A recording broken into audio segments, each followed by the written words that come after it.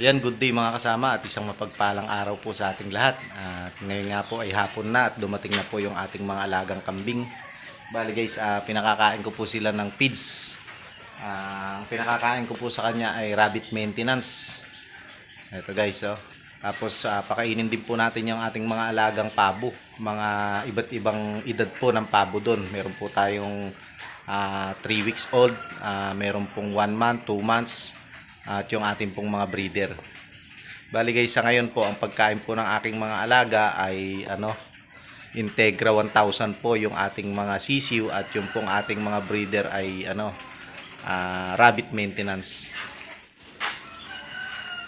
Ayun guys, tuwing hapon po, pagka hinahapon ko po yung aking alagang kambing na bulugan. Bali guys, kasi ito nakatali siya, kaya limited po yung nakakain niyang damo.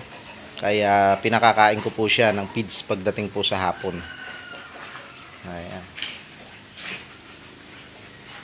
Isang tabo po sa hapon ang pinakakain ko sa kanya. Pero payat pa rin siya guys. At ito naman po yung ating mga alagang kambing. Medyo mga buntis na po ito.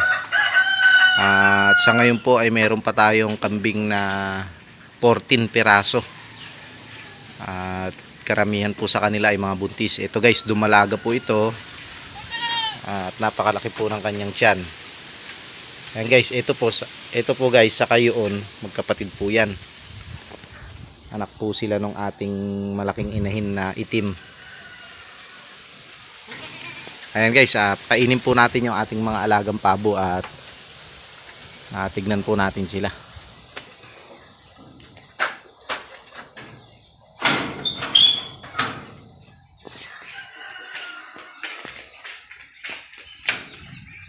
Ayan guys, ito po yung ating mga breeder at binigyan ko sila guys ng rabbit maintenance pellet.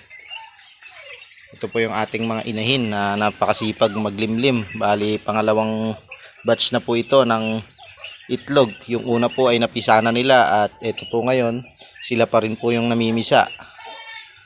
Ayan guys, oh. Mga nasa 25 po yung itlog na yan. Marami.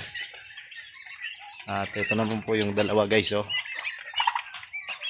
Ito naman guys, tig sa 10 po ang itlog nito.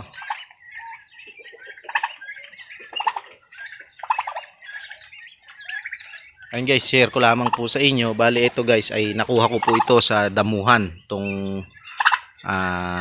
ating pabo na ito, nakuha po natin sa damuhan.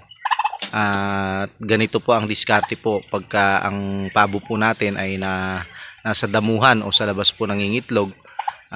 Gagawa po tayo ng kulungan para po pagka sila'y nangitlog sa labas, ipunin po natin yung itlog at dito po natin ipalimlim sa kulungan.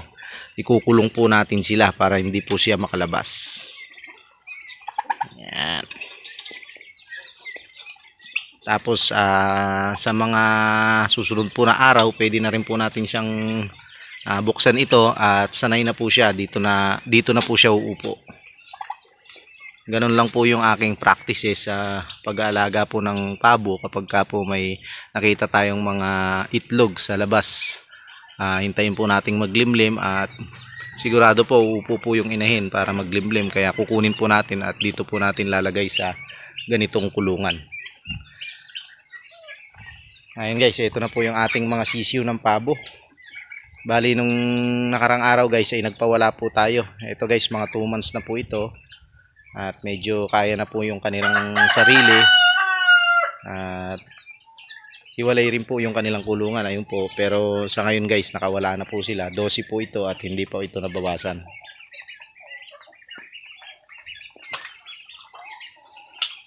Guys, oh. Siglang masigla na sila. At nandito naman guys yung ating mga 2 weeks saka 3 weeks. Ito po, tinanggal ko na rin po yung inahin kaninang umaga. At medyo malalaki na po sila. Ayan, may sisiw pa po tayo ng manok. Ayun, oh. Ayun, sisiw po ng manok. Ayan guys, ganun lang po yung diskarte ko ngayon kasi marami po akong sisiw. Yung iba po hindi na kaya sa aking brooder na di ilaw, kaya ang ginagawa ko po, sinasama ko rin yung inahin. Yan. Pero after ano po yun, 3 weeks or mag-iisang buwan bago ko po ibaba yung inahin. At ito naman po yung mga isa't kalahating buwan. Ayan. Sa susunod po na linggo ay pwede ko na rin pong sanayin ito sa baba at pawawalan na rin po natin sa ibaba para po makakain sila ng mga damo. Ayan guys, oh. Bali guys, payo ko lamang po bago nyo ibaba sa lupa ay pupurgahin nyo muna sila. Ang ginagamit po natin ay bastonero, yung powder po na hinahalo sa tubig.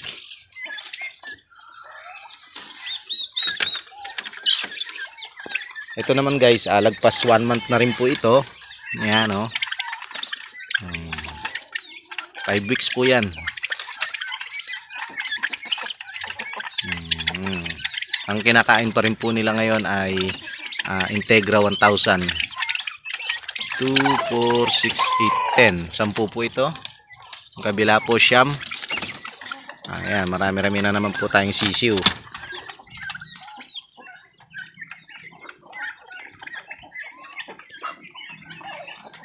At ayan guys, oh. Yung mga nahuhulog po na pagkain nila sa ibaba dahil tuyo naman po yung ating feeds na binibigay ay kinakain po ng ating mga alagang sisiw na nakawala dito po sa baba.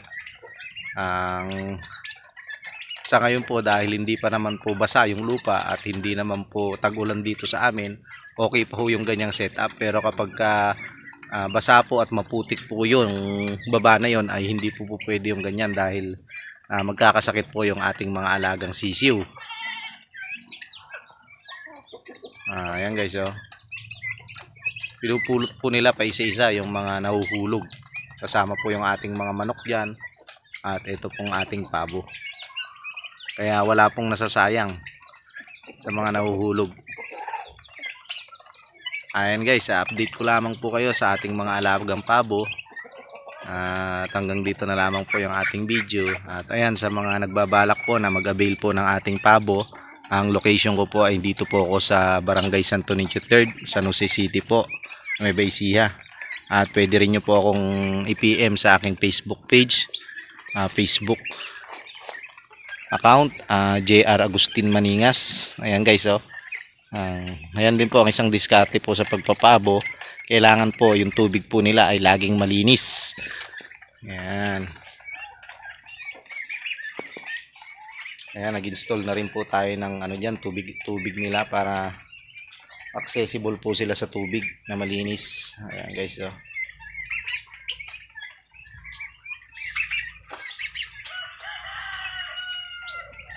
Ayan guys, paalam na po at happy farming po sa ating lahat. Bye bye.